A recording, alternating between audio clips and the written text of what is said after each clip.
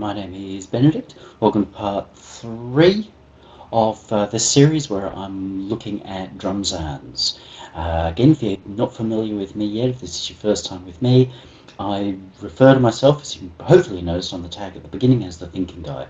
So I go through a lot of the thinking, a lot of the details in how and why something is done. Very easy to just look at 2-minute tutorials, but how can you learn 30 years of experience in 2 minutes? So please, take your time, settle in with this. It does encourage you to do some thinking. If you think that's boring, then maybe this is not the business for you, or maybe I'm not the guy for you. But once you get your head around that idea of how the thinking works, you're going to be amazed at how much faster you progress and how much more control you have over what you do. So far we've got a kick sound that we've made and a snare sound that we've made. Let's just put those pads into pad mode. Kick, snare, kick, snare. Okay, cool. So now the next most obvious one is the old hi-hat. We'll probably look at some other metal work in the process, but the hi-hat. So what's a hi-hat? What's it made of? It's always our first question. What is this sound I'm trying to create? Even if you're looking to create something really artificial, there still needs to be a sense of, well, what's the role of this device? If you want to bring in any kind of realism, then you really need to think, what is this thing? So if we wanted to make a realistic hi-hat, we've got a dinner plate made of tin. And because it's made of metal, it's got a very metallic vibration.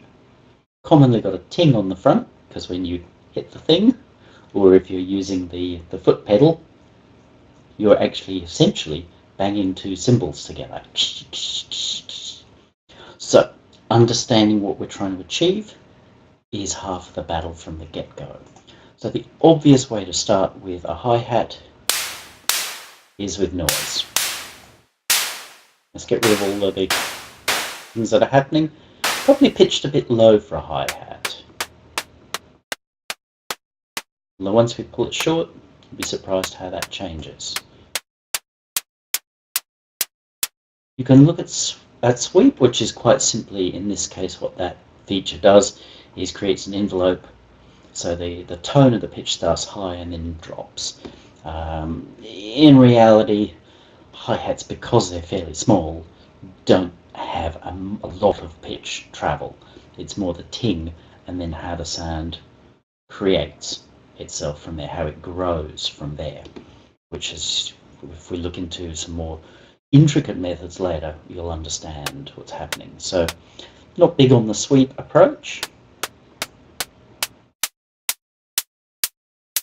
That's your classic drum machine kind of thing. So very high-passed sort of sound.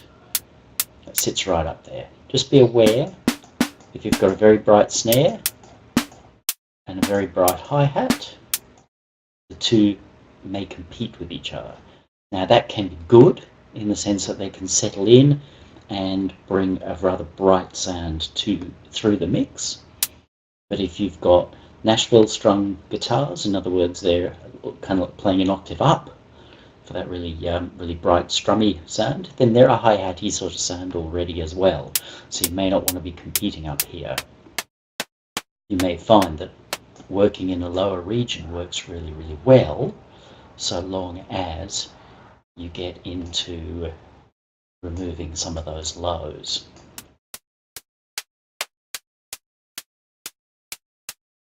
There you're going to be tempted to make it brighter anyway, in which case you're effectively going back up to here anyway. So make sure it fits with the rest of your kit. A lot of that can be volume.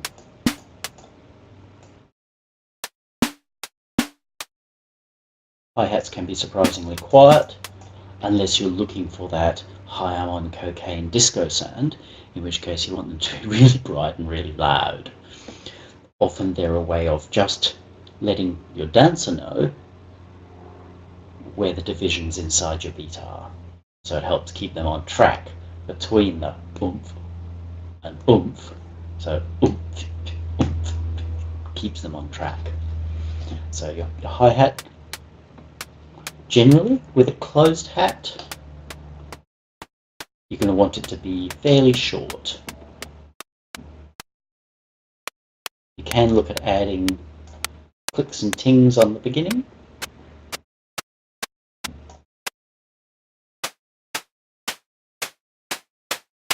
There's a feature that's part of this. It's merely just adding essentially another oscillator that does, I think it's a DC thing or whatever. I don't love the click on the beginning of this, but occasionally it works fairly nicely. Occasionally.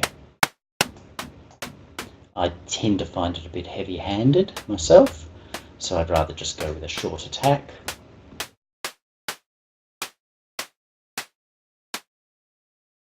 If I want a punchier sound, I don't like to use the word punchier because it sounds more like a kick drum, but if you're wanting more bite on the beginning of the sound, generally a shorter attack.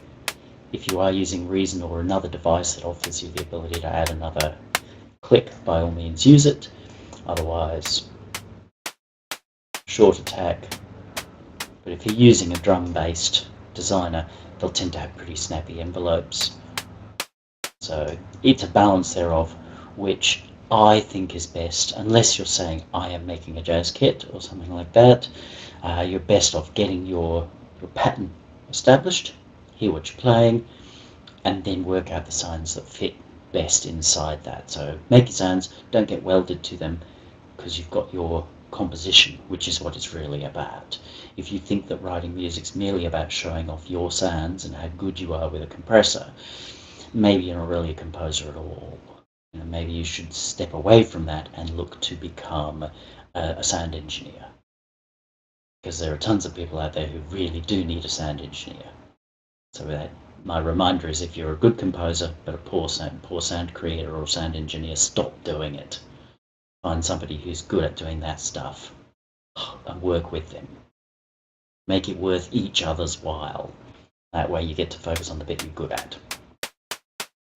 So, closed hat, pretty short. We're then going to want to add an open hat. So in this case, I've already assigned the next one to here. How you assign in your software is your business. I won't really go into that too much. You're going to largely want most of the details of this sound to be the same. If you've got a big difference between your open and closed hats, it will tend to sound funny. So be cautious. The other thing is that we've got, let's go really long on this. You want, as a general rule, avoid this, because if we're emulating a hi-hat, which is a couple of pairs of tin together, when you hit it, it starts to do its thing, create sound. When you hit it again, because there's only one of these things, it's actually cutting off the previous sound. So hit, it's monophonic. So in a lot of drum machines, there is a way to create a mute or a choke group, and that's this here.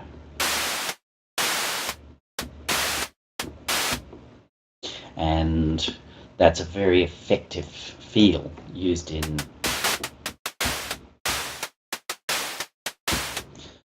disco, jazz, house music, any of those sorts of things.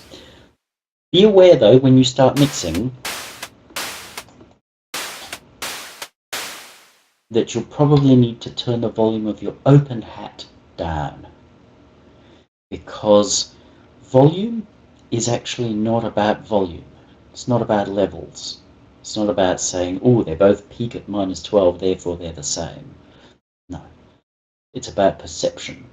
So you will generally want whatever the longer sound is.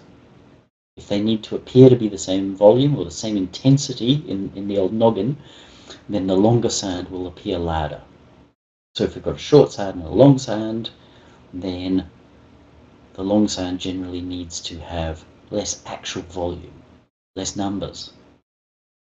because the longer the sound, the louder we perceive it, because the longer we hear it. If a train's going past you and goes doot, not that loud, but if a train's going past you and holds its beep for a long time, you start to be, geez, that's really loud. Vagary of the human brain. So longer sound may need to be quieter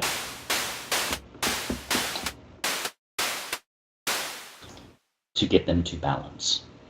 And everything in music is about balance. So getting them to gel together, if your open and closed hats aren't quite gelling together right, then there's a very high probability that your open was just too loud. Pull the volume down. You don't need to be compressing or otherwise jamming them together. You just need to work on your volume balance. So that's one way, the most obvious way that we can make sounds. The hi-hats in here I do like, simply because they've got this ring feature, which we'll look at in a moment. But the balance of tone,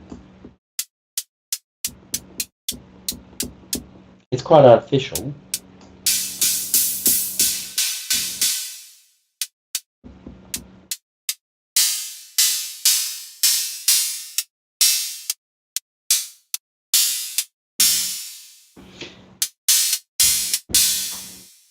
It's a pretty unique sound. So you'll notice the reason I've tended to avoid the stock drum creating devices. This one I will use a bit because you can push it. Interestingly enough, I often use it more to create my cymbals.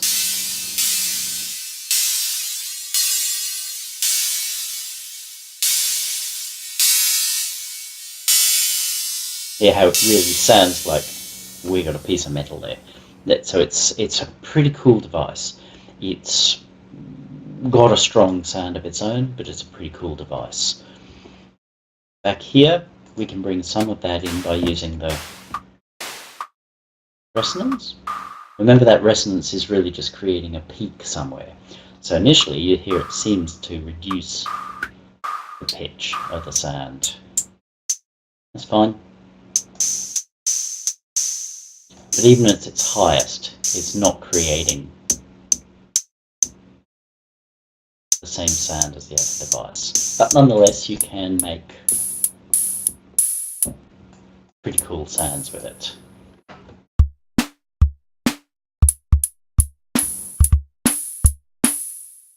So there's a lot of versatility.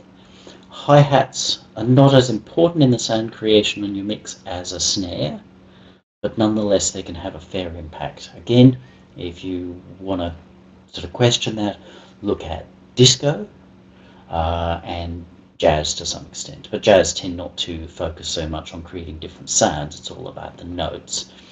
But don't be afraid to find the perfect balance with your hi-hats. Another thing that you will notice with hi-hats is sometimes they're not hi-hats at all. I spent years and years and years never using an actual hi-hat. Go figure, that's kind of weird. But I did use tons of these.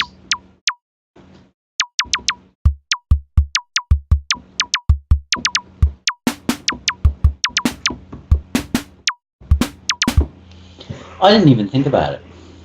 For some reason, I guess hi-hats sort of almost offended me being too bright and cheery, something or other. I just didn't have the sounds that I wanted, or maybe because I couldn't be in control of them enough. More often than not, I used little zap sounds instead.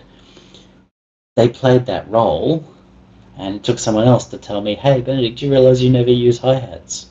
There's something unique about your music. You've got no hi-hats in it. Use that funny little zap sound all the time instead. Nothing wrong with that. So you can use alternate types of sounds instead. Wood blocks, that sort of thing, perfectly acceptable.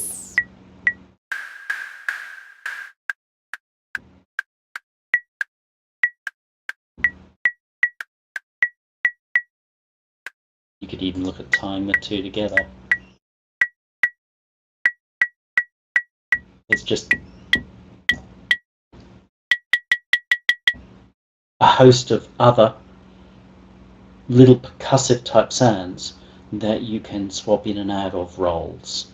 So don't feel like I have to use that sound there. If it's not doing it for you, step outside the box, because if it's not doing it for you, it's possibly you're just going in the wrong direction. And being able to acknowledge that, saying, well, in my genre we only do this, is just such a mental attitude. It's not the way it was done in the 60s, the 70s, the 80s. That was all about being open-minded. Now I hear musicians talk about how open-minded they are, and as soon as something's slightly outside of the genre trope, they go,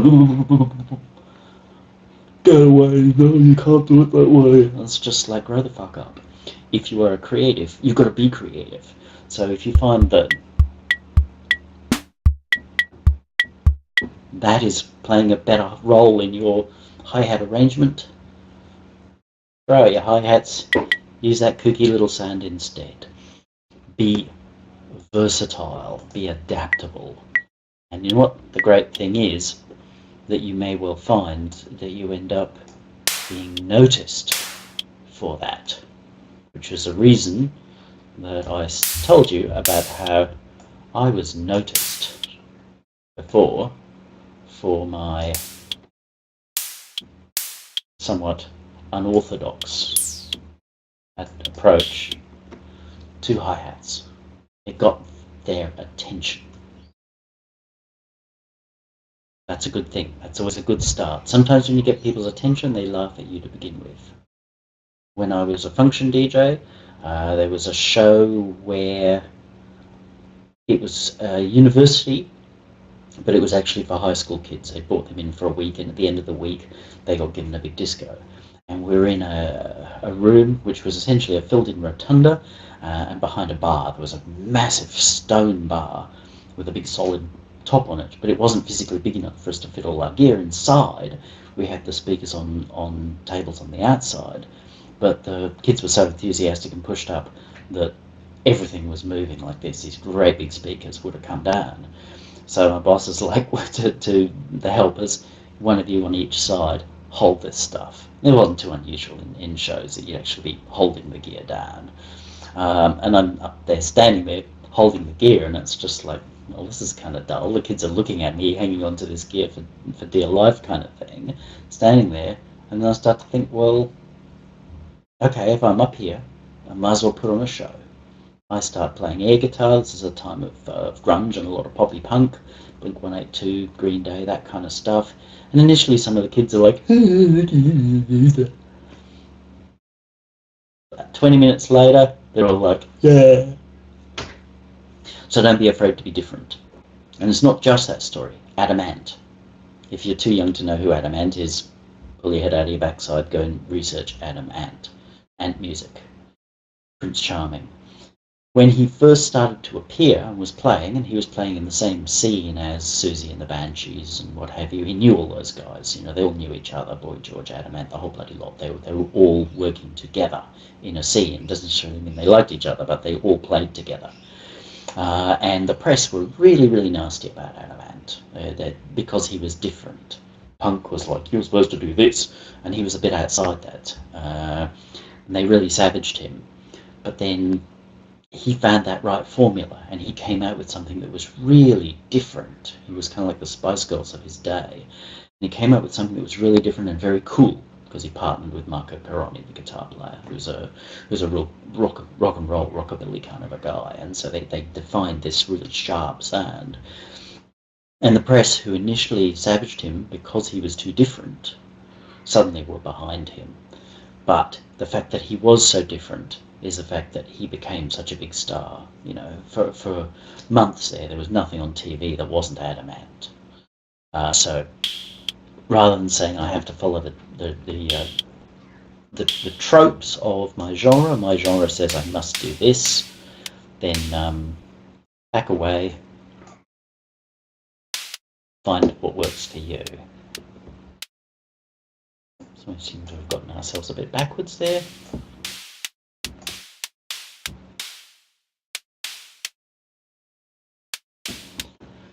Working hat. Now there are a million ways to do this, and I'm not going to run through all million of those. We'll run through some of what you might do to process it. We'll send this to the bus effects. Remember, these will affect everything else as well whilst we're at it.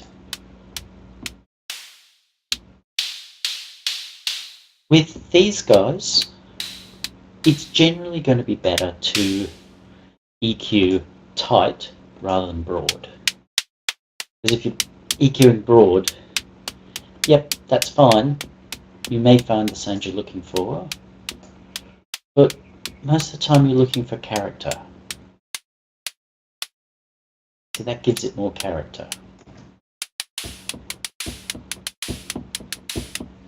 We're saying, I want to pick that little bit of your frequency spectrum, and I want to emphasize that. I'm going to leave everything else there, but I'm just going to really pull that through.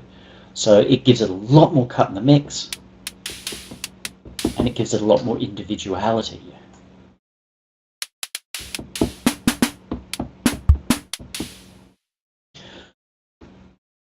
EQing is probably not as powerful on a hi-hat as it is on some of the other sounds, but nonetheless, don't be afraid to use it, but try to avoid just doing the obvious of saying, oh, I want this sound to be bright, therefore I'll just turn up all the volume and the brightness.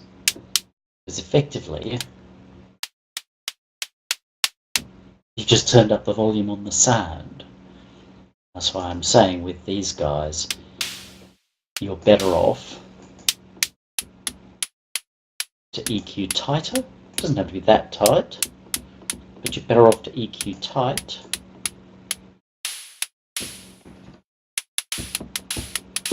and pull out character than to simply EQ broadly, which is essentially changing the volume of the sound. That's a waste. You could have done that at the volume control. If you're saying I want my sound to have more brightness, then either turn up the volume, roll off some of the lows, because it's entirely possible if I look at a spectrum plot here that I'm going to be outputting a lot of low frequency stuff here. Sometimes that's really useful in hi-hats, but if it's not, and you're just wanting the brightness of it, then roll that off rather than messing around with other things. So for the moment, see your EQ as a way to pull out some character, something unique in that sound to help slot it through your mix. Other things we might do. You can compress. I don't see a lot of point in it most of the time.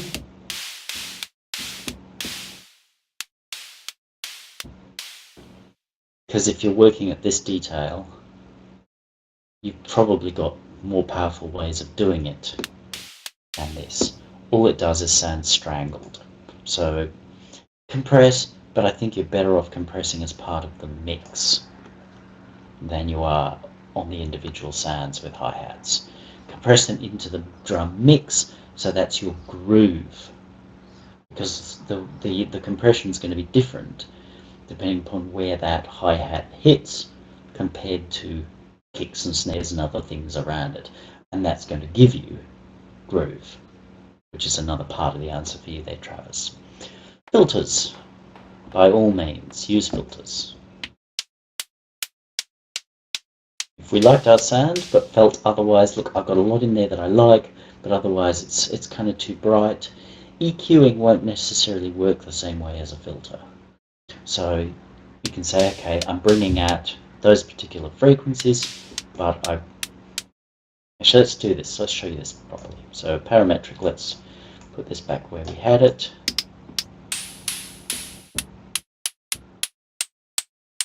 I like that there, let's say. Let's whack in our filter.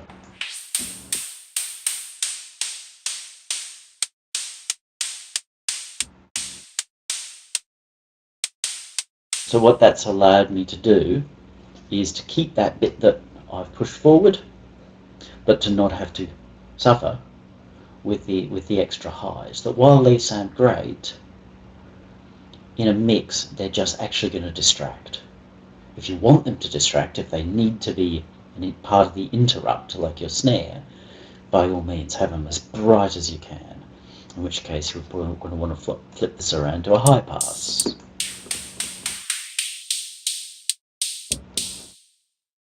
Right. But not all the time. Often hi-hats are about being softer and in the background. Listen to a lot of classic older records, and you won't be hearing those hi-hats all over the place. That was a new thing, really, as drum machines came in. Hi-hats suddenly became super bright. You know, you'd see them there playing their octopad.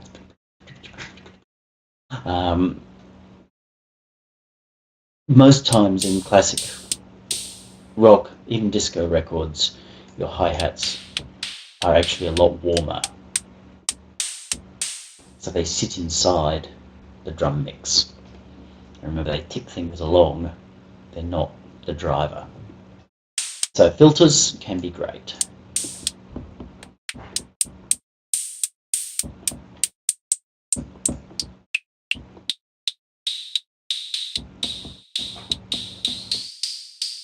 Reset that at the same 109.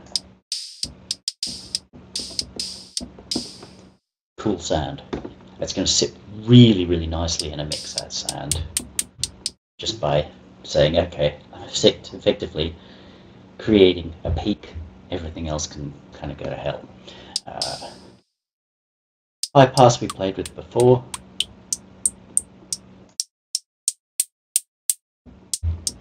Resonance can be useful here.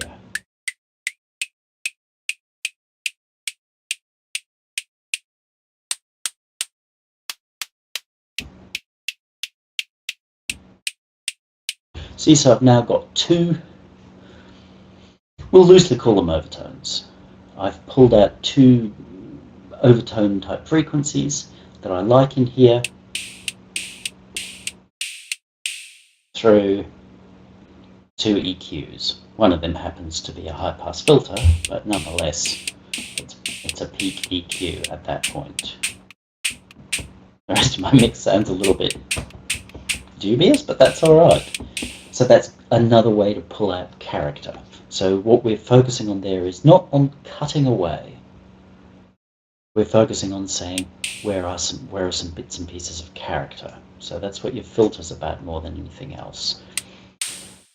Rattler, this is a unique thing to Reason. I don't think it has any great purpose. Ring modulators, however, are super cool, but not all the time.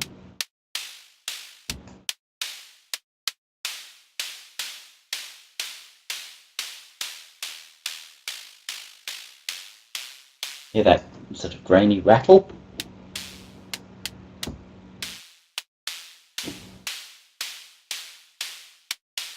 Adding just that little bit of that in, it's hard for me to hear that right because these things are just far too detailed. So I've noticed that things that I hear in here as being like really, by the time I get onto speakers, they're wrong, which is why you should never mix in cans. But if I'm hearing that right, you should be hearing a kind of gargly rattle on that character. That allows you to actually drop that sound in the mix because the oddness of it will help pull it through. And that's a good thing because you're leaving more space for other things. If we were still running a pretty bright kind of... You could even be dramatic about it, I guess, and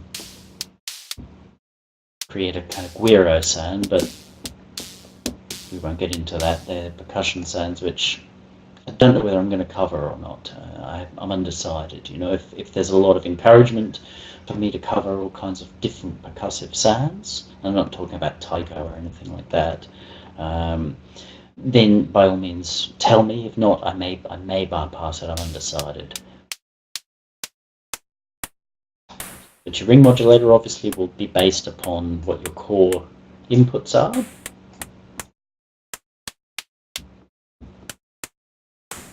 Just another way of changing and uniquifying your sound. You'd probably be doing that in conjunction with various other things. And I'll show you something that you can even do here.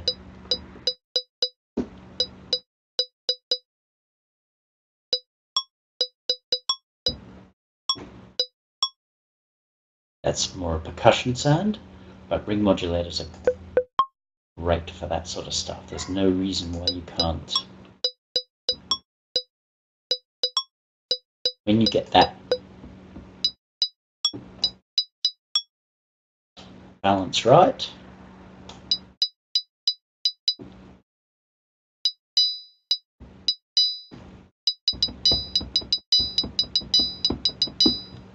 guess what? We've got metallic sound. So don't always assume that we're going to use sound for that.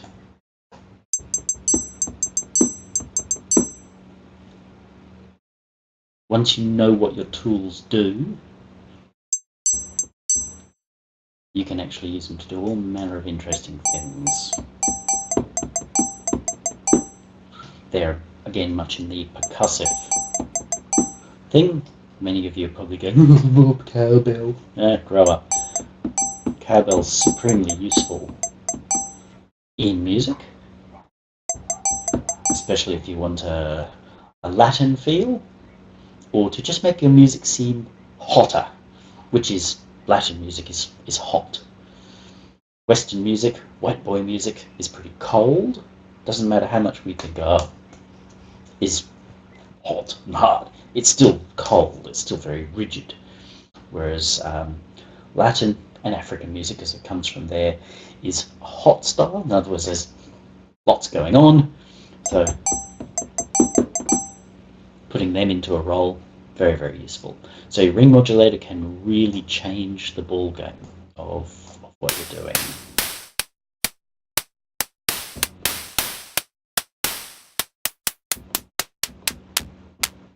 So don't be afraid to try them. Reverb, I probably wouldn't put that on hats or cans.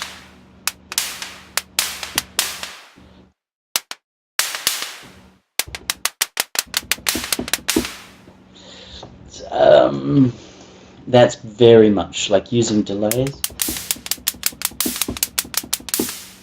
It's probably not a thing you're likely to do in a hurry, but don't be scared of doing it. It was actually done quite a bit in the 80s, and if you're playing around in anything resembling dub, dance hall, any of that kind of arena, getting the right kind of echoes into your hi-hats is perfectly acceptable. Probably not for your average rock mix. It's going to make it too busy. Transient shapers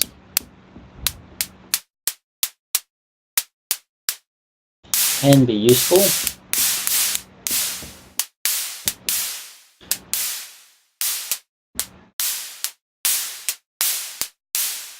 So if we turn that off, we have changed the feel. It's subtle there, but the feel has altered. And like I said last time with snares, the timing of how your instruments work, particularly in drums, because they're aimed to be so percussive, but the timing of how things work, like this has slowed things down a little bit, can really change your groove. So if your hats are not sitting right and it's really not a volume thing, then you may find that you just want to change that groove a little bit. So don't be afraid to do that. It's changed the sonic footprint a little bit somehow too. Exactly what that is, I'm not going to guess at, but it's because it's changed some of the attack in particular. I think it's made it a little softer but brighter at the same time, which actually makes it a stronger sound. Try transient shapers, but don't see them, just like compression, don't see them as the first place you go. I'd probably use a transient shaper over a compressor if I'm just looking at my hats, because a compressor, as I've shown you before, just squishes it, kills it.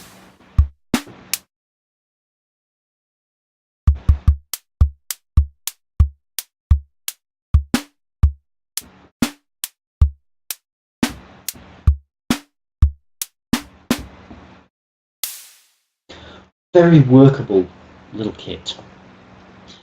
Now, some things that you might do in a mix type situation, not big on overdrives. We can look at overdrives for hi-hats, but assuming we were just breaking them out, if you're wanting to thicken them up, like if you're saying, oh, I like this, but I also want it to be this, I still think you're better off attacking it at the beginning, but yes, you can put them through drives and what have you. But we're getting out into effect territory there, so I would say use some caution. Tube type things will just add a lot more brightness. In some situations that would be great. If I was back on where I've got a couple of the tone oscillators and my ring modulator creating that kind of metallic, even out into cowbelly type sound, then I might well look at tube to add more on top, non-linear type stuff on top to bring out the metalness of it. And I don't mean like metal, I mean actually as in lump of tin metal. If you're wanting to soften them down, I guess you can do tape, but watch how much overdrive you're adding there.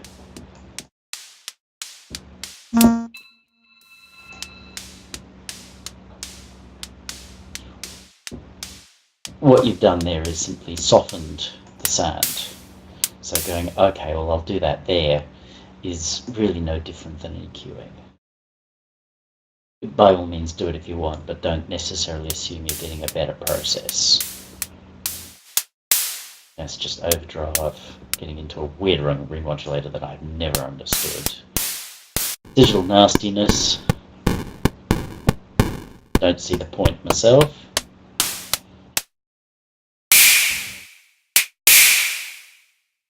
Yeah. Other common effects that will get used. You absolutely don't want to be using choruses.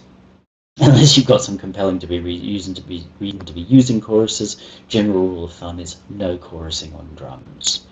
However, you will use a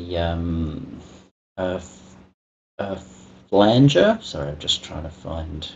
This is probably the one to go with. It's a 3-0, so it's the tightest.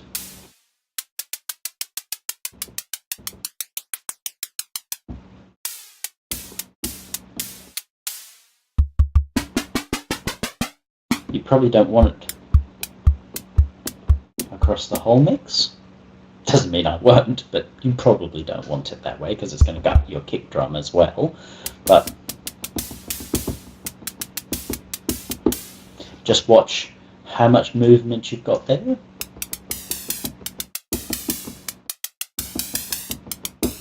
And how much feedback you've got. Here you've got none. But you're looking for that little bit of movement. You're generally going to want that to be slow. Let's get rid of that. So you're not looking for that kind of sound. Cool. You find inside your piece, if you've got a lot of hi-hat work, particularly in electronic housey kinds of things, this is an old trick from the 80s, but it doesn't make it a bad one. If you find that it's a little too static and you're not in a position to play with performance things like velocity, then flangers can be a way to go. Just understand that they can mess up the sound as well. To be honest, while I use that, I'm more likely to actually use that on a whole drum kit than I am on just the flangers, that particular device. Let's try it with the Reason one. I like that better.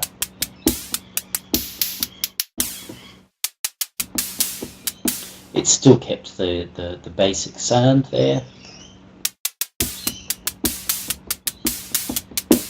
Yes, you will tend to get a bit of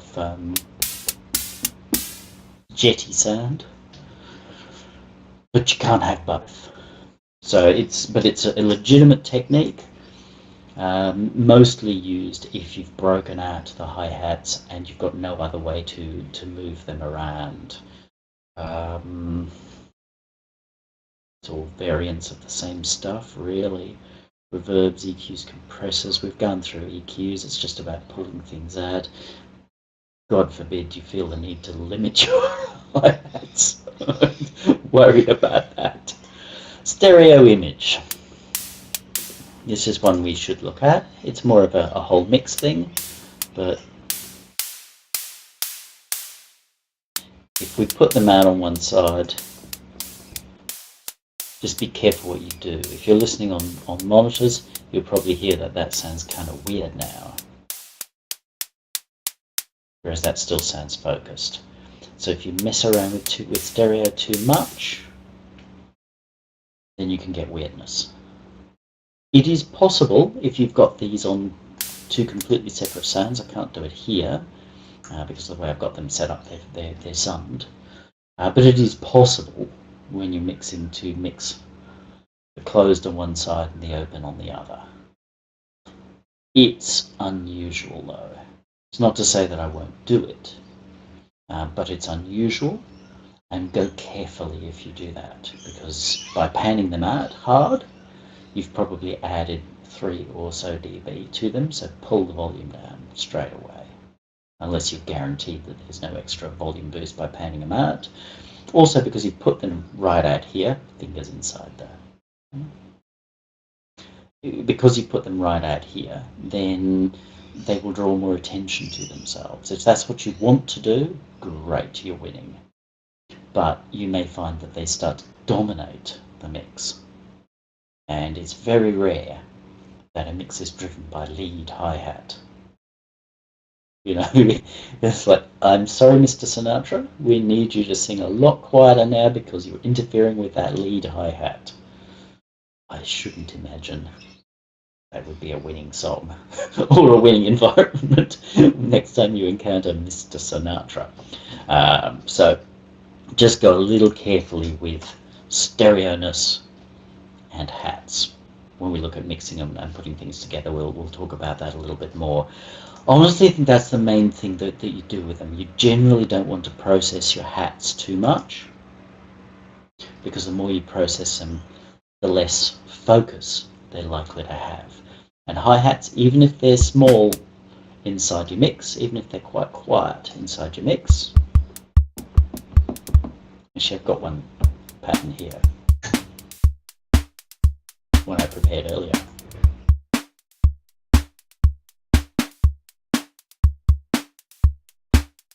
I assume you can just still hear those, but notice the difference they make by being there, even if they're very quiet. I can just hear them in these cans, which means you may not be able to hear them.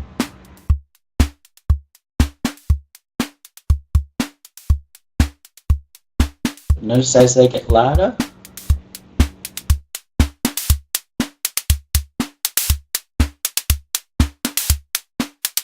we're not particularly worrying our mix too much. Even before we get into limiting here, they've really stolen all the power from the kick and snare. But we can work on very interesting sounds if we want. Where are these sent to the master? The bus, let's send that to the master as well. Let's send this to the bus and draw back in our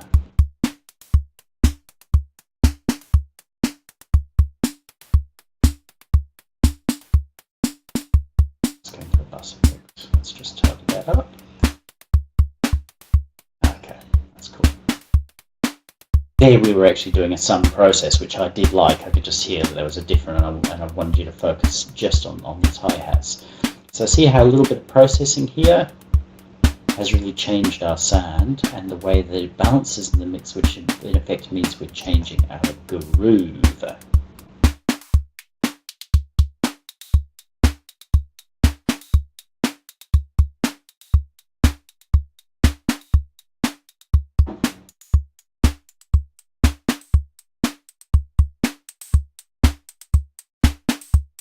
Changes our overall feel, so that's how those things work. But I want to try showing you what happens with this.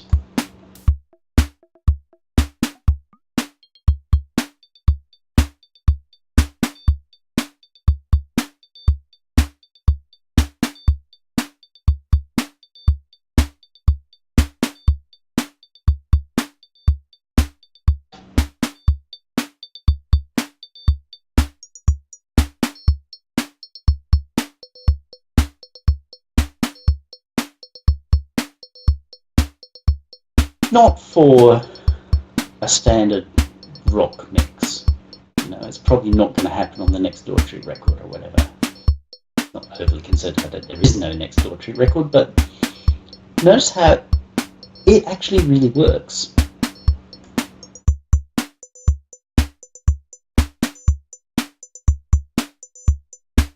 So we brought in an alternate hi-hat. It still plays a hi-hat role, but it's no hi-hat.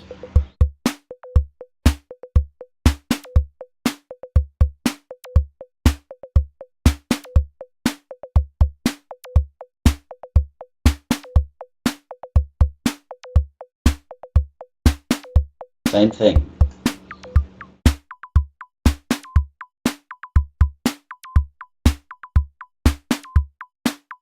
So don't feel wedded or welded to only using a certain type of sound. We don't know what the rest of this song's about because it doesn't exist. If it was like Kraftwerk type music, you'd be mad to swap that out for a standard hi-hat because that's just the coolest thing ever. We've got options. Don't be afraid to actually try pulling in those options, because if they reflect something about your song, let's say you've got a song that's about communication, particularly if it's got a long distance element to it. Oh baby, you are on the other side of the planet, won't you call me?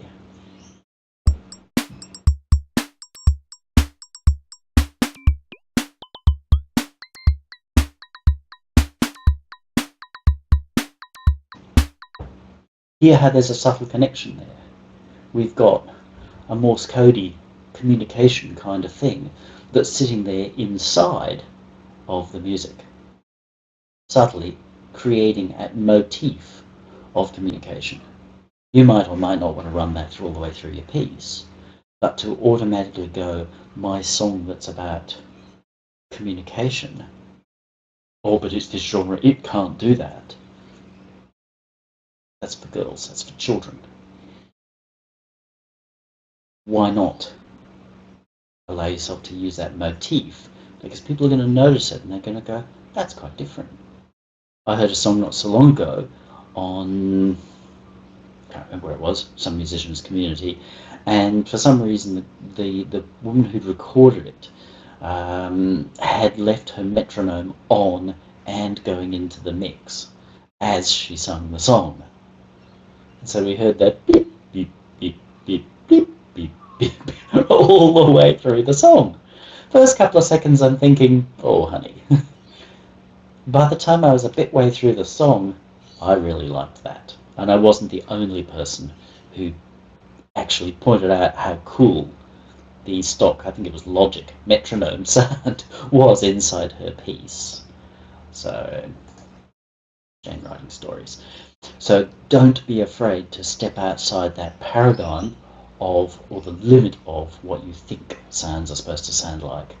And hi-hats are a great way of doing that. Snares can be too, but they are bigger in a mix as a general rule of thumb. So they can be more noticeable, which can be great. But if you want something that's not super noticeable but is still there, then you can do something like using non-standard hi-hats. Still completely rhythmically the hi-hat roll, but it's brought in an element that's outside of the ordinary. People will notice it. The first reaction may be a bit like, oh, but once they've settled with it and realised that's super cool, they're going to remember your song because it did something different. You've added another layer of message. Ooh, call me baby, ooh, ooh, ooh. Yeah, whatever. But, ooh, call me baby, ooh, ooh, ooh. You've got a second layer of communication in there. Probably rattled on enough there. Some things you probably didn't expect to hear discussed with hi-hats, but hi-hats are a really broad and open arena. Don't mix them too hard. Again, still focus on the core of them. Go cautiously with effects on them. Thank you.